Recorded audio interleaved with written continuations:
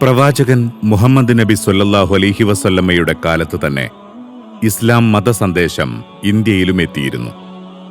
അന്ന് കേരളക്കരയിലെത്തിയ ദൗത്യസംഘത്തിന് നേതൃത്വം വഹിച്ച സ്വഹാബി വര്യനായിരുന്നു മാലിക് ദിനാർ റളിയല്ലാഹു അൻഹു. ഈ ദൗത്യസംഘമാണ് കേരളത്തിലാദ്യമായി പള്ളികൾ നിർമ്മിച്ചത്. കൊടുങ്ങല്ലൂർ ആസ്ഥാനമായി ഭരിച്ചിരുന്ന ചക്രവർത്തി ചേരമാൻ പെരുമാൾ ഇസ്ലാം മതം ആശ്ലേഷിച്ച് അറേബ്യയിലേക്ക് പോയെന്നും അത് പ്രവാചകൻ മുഹമ്മദ് നബി സ്വല്ലല്ലാഹു അലൈഹി വസല്ലമയുടെ ജീവിതകാലത്ത് തന്നെയായിരുന്നുവെന്നുമാണ് ചരിത്രകാരന്മാർ രേഖപ്പെടുത്തിയിരിക്കുന്നത്.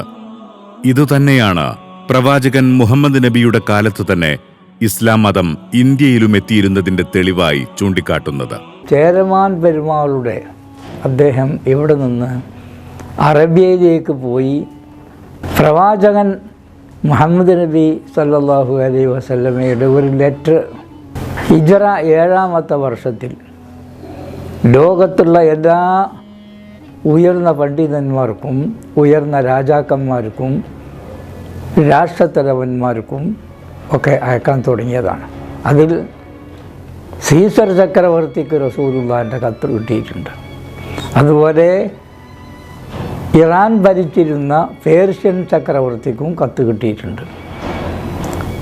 ആ കൂട്ടത്തിൽ ഒരു കത്ത് ചേരമാൻ പെരുമാൾക്ക് കിട്ടിയ ആ കത്ത് ഇന്ന് ലണ്ടനിൽ സൂക്ഷിക്കപ്പെട്ടിട്ടുണ്ടെന്നാണ് പറയപ്പെടുന്നത്. ഇസ്ലാം മതം സ്വീകരിച്ച് ചേരമാൻ പെരുമാൾ ചക്രവർത്തി അറേബ്യയിൽ താമസിക്കുകയും താജുദ്ദീൻ എന്ന പേരിൽ അറിയപ്പെടുകയും ചെയ്തു.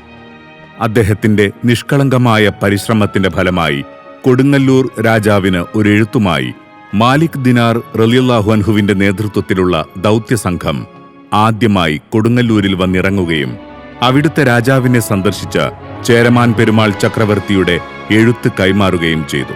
ആ സംഭവം നടന്നതിന് ശേഷം ഹിജ്റ 10ാം വർഷത്തിലാണ് ബഹുമാനപ്പെട്ട നബി സല്ലല്ലാഹു അലൈഹി വസല്ലമിൻ്റെ ഹജ്ജത്തുൽ വിദാ വിടവാങ്ങൽ പ്രസംഗം. ആകെ തങ്ങൾ സംസാരിച്ചത് 10 മിനിറ്റ്.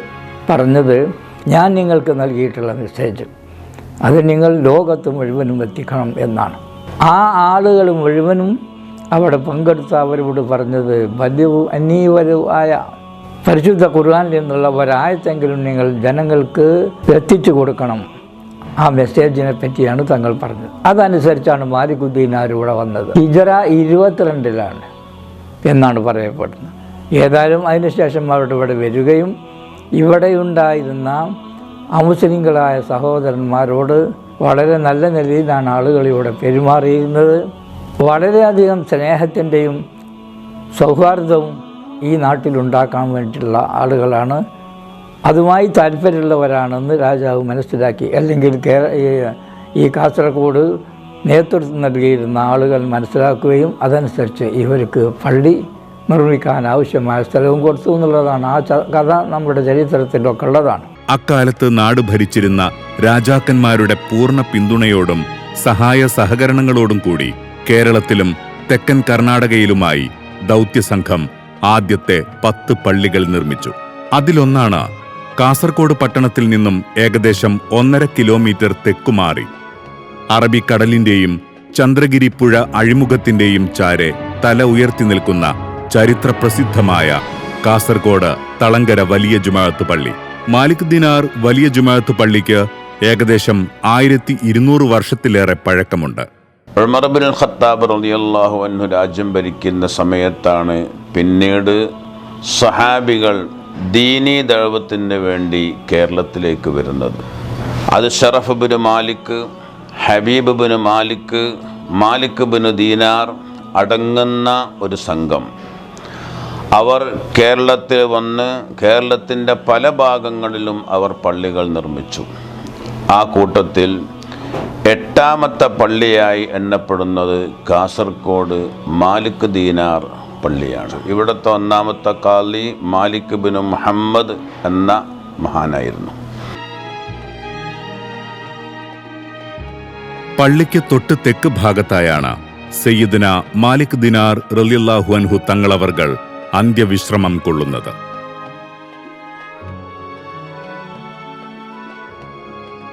ജനങ്ങളോട് വളരെ സ്വതന്ത്രമായാണ് പെരുമാറിയിരുന്നത്. രാജകുടുംബാംഗവുമായിരുന്നു. പ്രാർത്ഥനയും വ്രതവും ചിട്ടയായി നിർവഹിച്ച മാലിക് ദിനാർ തങ്ങൾ ഒരു നേരം മാത്രമാണ് ഭക്ഷണം കഴിച്ചിരുന്നതെന്ന് ചരിത്രരേഖകളിൽ രേഖപ്പെടുത്തിയിട്ടുണ്ട്. ഹബീബ്, തഖിയുദ്ദീൻ, മൂസ, ഉമർ, മുഹമ്മദ് അലി, അബ്ദുൽ റഹ്മാൻ, ഹുസൈൻ, ഇബ്രാഹിം, ഹസൻ എന്നീ പുത്രന്മാരും ഫാത്തിമ, ആയിഷ, സൈനബ്, തനീറത്ത്, ഹമീല എന്നീ പുത്രിമാരും അദ്ദേഹത്തിനുണ്ടായിരുന്നു. അത്ഭുത സംഭവങ്ങൾ മാലിക് ദിനാർ റളിയല്ലാഹു അൻഹുവിൻ്റെ കറാമത്തായി ഇവിടെ രേഖപ്പെടുത്തപ്പെട്ടിട്ടുണ്ട്. ഈ പള്ളിയുടെ നേരെ പിന്നിൽ ഒരു വലിയ പാറക്കല്ല് കൊണ്ടുവച്ചിട്ടുണ്ട്. ഇവിടുത്തെ പഴയ ഹൗലിൻ്റെ അടിയിൽ വിരിക്കാൻ 35ഓളം കിലോമീറ്റർ ദൂരമുള്ള സ്ഥലത്ത് നിന്ന് വെട്ടി 2 തോണിയിൽ കയറ്റി ചന്ദ്രഗിരി പുഴയിലൂടെ കൊണ്ടുവരുമ്പോൾ അത് മുങ്ങിപ്പോവുകയും അത് രക്ഷപ്പെടുത്തി കൊണ്ടുവരാൻ കഴിയാതിരുന്നപ്പോൾ അന്നുണ്ടായിരുന്ന ഒരു മഹാൻ അതിൻ്റെ പിന്നാലെ പോവണ്ട, അതിവിടെ എത്തിക്കൊള്ളും എന്ന് പറഞ്ഞ അടിസ്ഥാനത്തിൽ തോണിയിൽ നിന്ന് കെട്ടഴിഞ്ഞ് വെള്ളത്തിൻ്റെ മുകളിലൂടെ ഇവിടെ വന്ന് കരക്കണഞ്ഞു എന്നാണ് അതിൻ്റെ ചരിത്രം പറയുന്നത്. സ്വഹാബികൾ ഓരോ പള്ളിയിലും സ്ഥാപിക്കാൻ കൊണ്ടുവന്ന വെള്ളക്കല്ലുകൾ ശിലാസ്ഥാപനത്തിന് ഉപയോഗിക്കപ്പെടുത്തിയിട്ടുണ്ട് എന്നും ഈ പള്ളിയുടെയും അടിയിൽ അങ്ങനെ ഒരു കല്ല് നിലനിൽക്കുന്നുണ്ട് എന്നും ചരിത്രകാരന്മാർ വിശേഷിപ്പിക്കുന്നു. കാസർഗോഡ് ആദ്യത്തെ പള്ളി പണിത ചരിത്രം മാലിക് ദീനാർ പള്ളിയുടെ അകത്തളത്തെ കട്ടിലപ്പടിയിൽ കൊത്തിവെച്ചത് കാണാം. അത് മായ്ക്കപ്പെടാത്ത ഒരു ചരിത്ര സത്യമാണ്.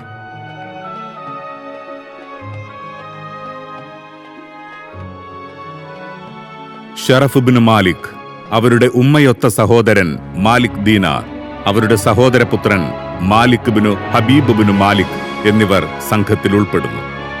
അവർ കാസർഗോഡ് പട്ടണത്തിലെത്തി ഹിജ്റ 22 റജബ് 13 തിങ്കളാഴ്ച ജുമഅത്ത് പള്ളി നിർമ്മിച്ചു. ആദ്യ ഖാസിയായി മാലിക് ബിനു അഹമ്മദ് ബിനു മാലിക് എന്നിവരെ നിയമിച്ചു. കട്ടിലപ്പടിക്കൽ കൊത്തിവെച്ച ലിഖിതം ഇങ്ങനെ തുടരുന്നു. കാസർഗോഡ് തളങ്കര മാലിക് ജുമഅത്ത് പള്ളിയിൽ കഴിച്ചു വരാറുള്ള ഉറൂസ് പരിപാടിയിൽ രാജ്യത്തിൻ്റെ വിവിധ ഭാഗങ്ങളിൽ നിന്നായി വിവിധ ജാതി മതസ്ഥരായ ജനങ്ങളെല്ലാം തന്നെ എത്തിച്ചേരുന്ന ഒരു പുണ്യസ്ഥലമായി ദീർഘകാലമായി മാലിക് പള്ളിയും മഖാമും മാറിയിട്ടുണ്ട് എന്നത് ഒരു വസ്തുത കൂടിയാണ്.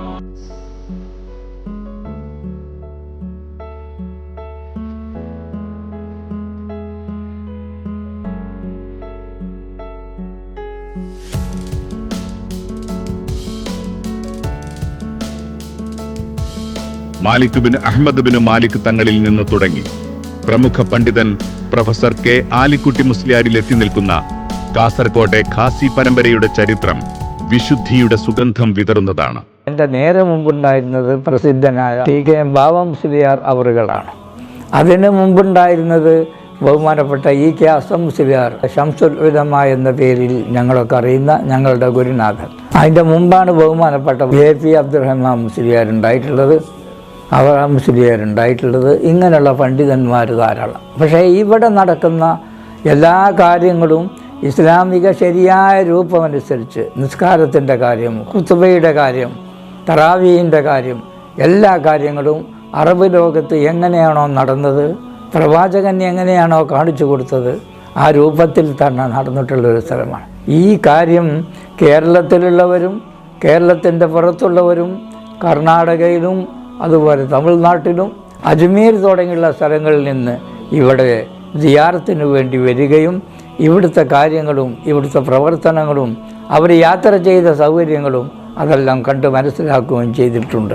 ഹിജ്റ 1223 ശേഷം ഖാസി ഇബ്രാഹിം ഇബ്നു അബ്ദുൽ റഹ്മാൻ മൗലവി പുനരുദ്ധീകരണ പ്രവർത്തനം നടത്തിയ ശേഷം കാലാകാലങ്ങളിലായി മാലിക് ദിനാർ ജുമാ മസ്ജിദ് പുതുക്കി പണിതുകൊണ്ടേയിരുന്നു. ഹിജ്റ 1327 കാലോചിതമായ മാറ്റത്തോടെ വിശാലമായ പള്ളി നിർമ്മാണത്തിന് നേതൃത്വം വഹിച്ചത് അൽ അല്ലാമ ഖാസി അബ്ദുള്ള ഹാജിയായിരുന്നു. അദ്ദേഹത്തിന്റെ കാലശേഷം ഖാസി അബ്ദുള്ള മൗലവിയായിരുന്നു ഇതിനു മുമ്പുണ്ടായിരുന്ന പഴയ പള്ളി നിർമ്മിച്ചത്. ഇപ്പോൾ കാണുന്ന ആധുനിക രീതിയിലുള്ള മനോഹരമായ പള്ളി നിർമ്മാണത്തിന് നേതൃത്വം നൽകിയത് വ്യവസായ പ്രമുഖനായ അബ്ദുൽ റഹ്മാൻ എന്ന അന്തുവാഞ്ചയാണ്.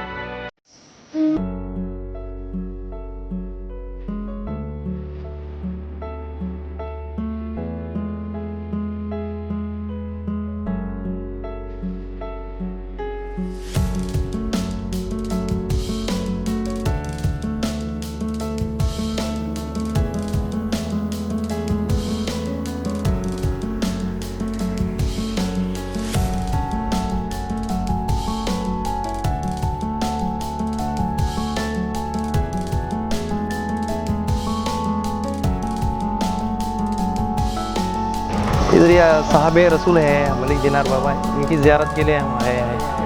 हमारा गांव कर्नाटक से, हम हावेरी ज़िला से सिग्गांव से ताल्लुक़ रखते हैं। जो मलिक दिनार बाबा जो साहबे रसूल हैं, इन्हीं की ज़ियारत करने के हम लोग सब इधर पे आए हैं। जो सिग्गांव में जो उलमा लोग हैं, ज़्यादा इनके बयान और तकरीरें इनके करते हैं। इनकी जो करामत है वो सब उधर बोलते रहते हैं और बहुत आशिक भी हैं इनके उधर हमारे गाँव में। ये हमारे सब दोस्त लोग हैं जो हम हर साल इधर आते हैं. സയ്യിദുന മാലിക് ദിനാർ റളിയല്ലാഹു അൻഹുവിന്റെ പേരിൽ 3 വർഷത്തിലൊരിക്കൽ കഴിച്ചു വരുന്ന ഉറൂസ് നേർച്ച ചരിത്ര പ്രസിദ്ധമാണ്.